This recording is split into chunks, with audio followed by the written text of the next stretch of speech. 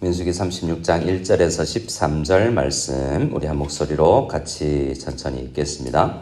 요셉의 자손의 종족 중 므낫세의 손자 마길의 아들 길앗 자손 종족들의 수령들이 나와 모세와 이스라엘 자손의 수령된 지휘관들 앞에 말하여 이르되 여호와께서 우리 주에게 명령하사 이스라엘 자손에게 제비 뽑아 그 기업의 땅을 주게 하셨고 여호와께서 또 우리 주에게 명령하사 우리 형제 슬로브앗의 기업을 그의 딸들에게 주게 하셨은즉 그들이 만일 이스라엘 자손의 다른 지파들의 남자들의 아내가 되면 그들의 기업은 우리 조상의 기업에서 떨어져 나가고 그들이 속할 그 지파의 기업에 첨가되리니 그러면 우리가 제비 뽑은 기업에서 떨어져 나갈 것이요 이스라엘 자손의 희년을 당하여 그 기업이 그가 속한 지파에 첨가될 것이라. 그런즉 그들의 기업은 우리 조상 지파의 기업에서 아주 삭감되리이다. 모세가 여호와의 말씀으로 이스라엘 자손에게 명령하여 이르되 요셉 자손 지파의 말이 옳도다. 슬로브앗의 딸들에게 대한 여호와의 명령이 이러하니라. 이르시되 슬로브앗의 딸들은 마음대로 시집 가려니와 오직 그 조상 지파의 종족에게로만 시집 갈지니 그리하면 이스라엘 자손의 기업이 이 지파에서 저 지파로 옮기지 않고 이스라엘 자손이 다 각기 조상 지파의 기업을 지킬 것이니라 하셨나니 이스라엘 자손의 지파 중 그 기업을 이은 딸들은 모두 자기 조상 지파의 종족되는 사람의 아내가 될 것이라. 그리하면 이스라엘 자손이 각기 조상의 기업을 보전하게 되어 그 기업이 이 지파에서 저 지파로 옮기게 하지 아니하고 이스라엘 자손 지파가 각각 자기 기업을 지킬지니라. 슬로브앗의 딸들이 여호와께서 모세에게 명령하신 대로 행하니라. 슬로브앗의 딸 말라와 딜사와 호글라와 밀가와 노아가 다 그들의 숙부의 아들들의 아내가 되니라.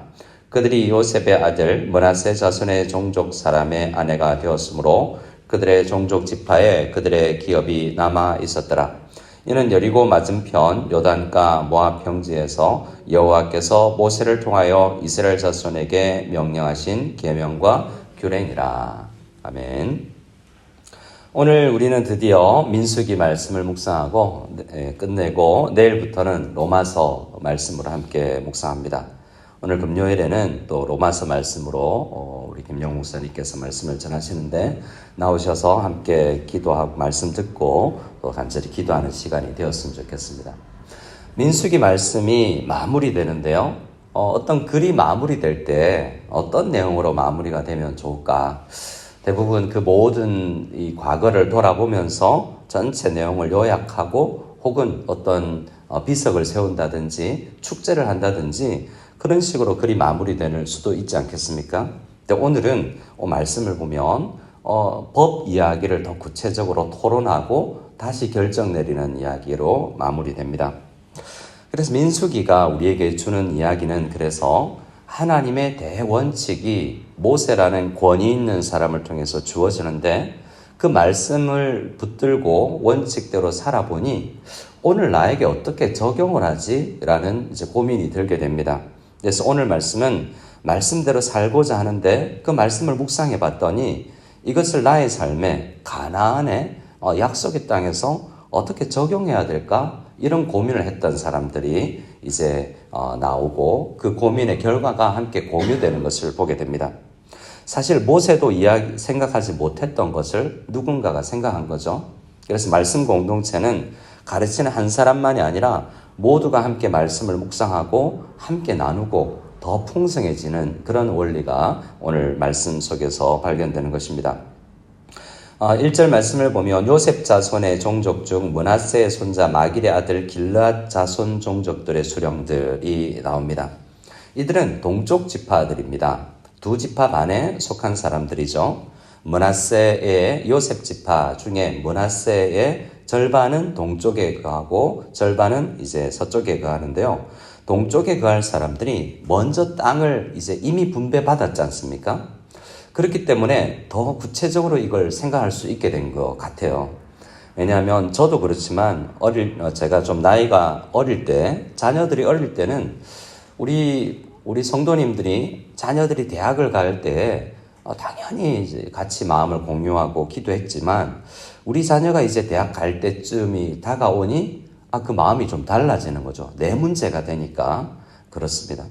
어떤 일 우리가 아파 보면 이전에는 그냥 들리던 말씀이 성경에 아프고 고난받고 광야길 걷던 피난 다니는 그러한 성도들의 마음이 더 깊이 느껴지는 거죠. 그래서 동쪽 사람들이 이미 땅을 분배받았고 구체적으로 살아가야 되는데 이 경우는 어떻게 해야 되지라는 생각을 먼저 해내게 된 것 같습니다. 문제가 무엇입니까? 땅은 하나님께서 우리에게 전투해서 주신 것이 아니라 기업으로 선물로 받는 것입니다. 라는 대전제를 가지고 2절에 이야기합니다. 그런데 3절에는 만일 이 슬로보아스의 딸들도 전쟁에 참여하지는 않았고 기업은 받을 수 있는 권리, 그러니까 땅은 기업은 전쟁에서 얻는 것이 아니라 하나님께서 선물로 모든 사람에게 주는 것임을 인정합니다. 라는 이야기를 하고 있습니다.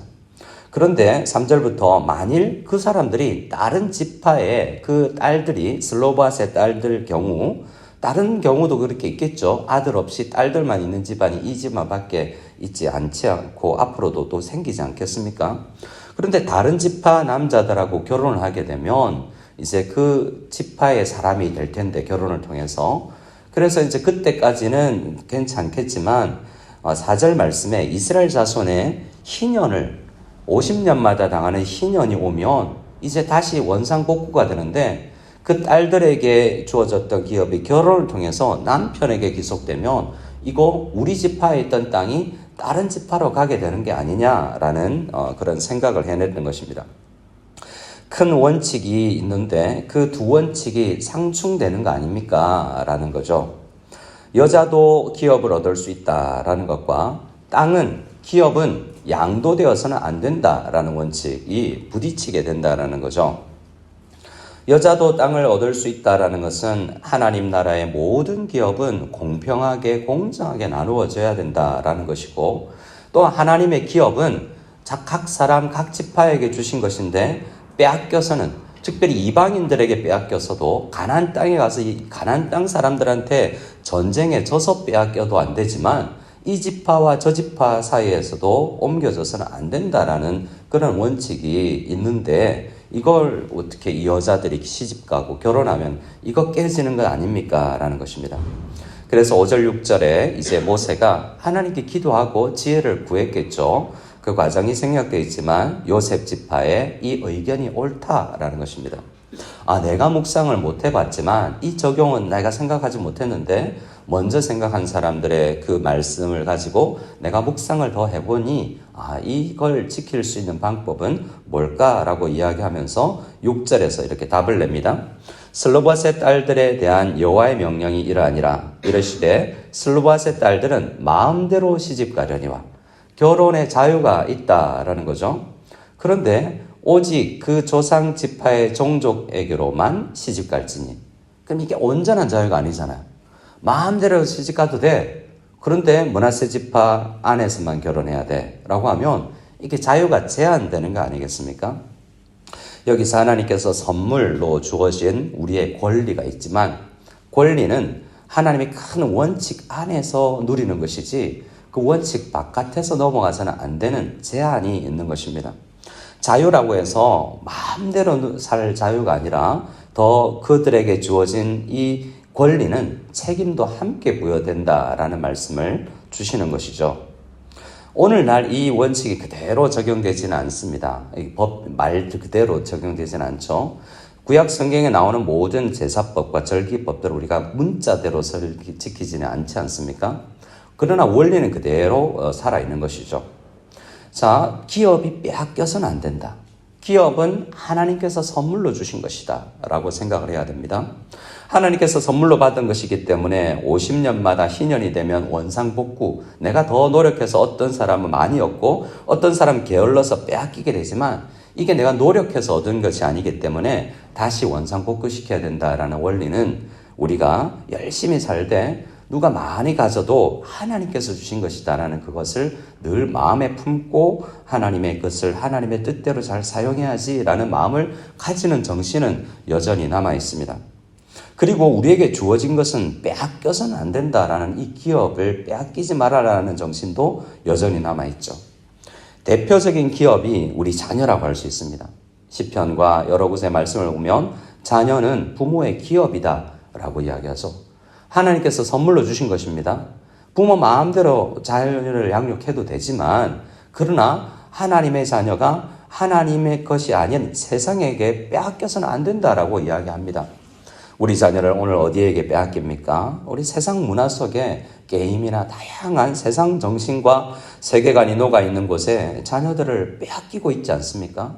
그래서 마음대로 해도 돼, 너에게 자유가 있어 라고 이야기하지만 하나님의 백성들은 하나님의 말씀대로 믿음을 지켜야 되고 네가 결혼을 해도 이제 다른 예수님 믿지 않는 사람들과 교제할 수 있지만 교제하는 가운데 전도를 하든 어떻게 해서든 이 기업을 믿음을 빼앗겨서는 아니 된다라는 것을 가르쳐야 될 책임 또한 우리 기업을 받은 부모들에게 있는 것처럼 하나님께서 선물로 주신 우리에게 주신 많은 것들은 빼앗겨서는 안 된다라는 그 정신은 남아있게 되는 것입니다.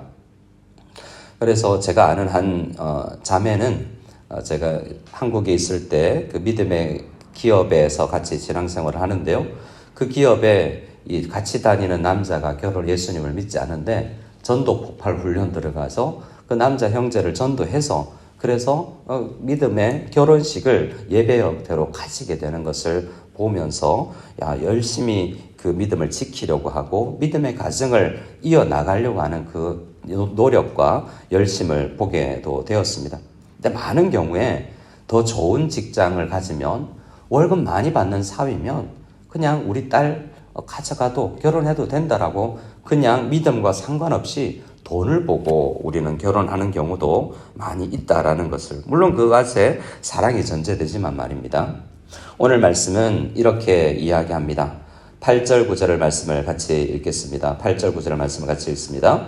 이스라엘 자손의 지파 중 그 기업을 이은 딸들은 모두 자기 조상 지파에 종족되는 사람의 아내가 될 것이라.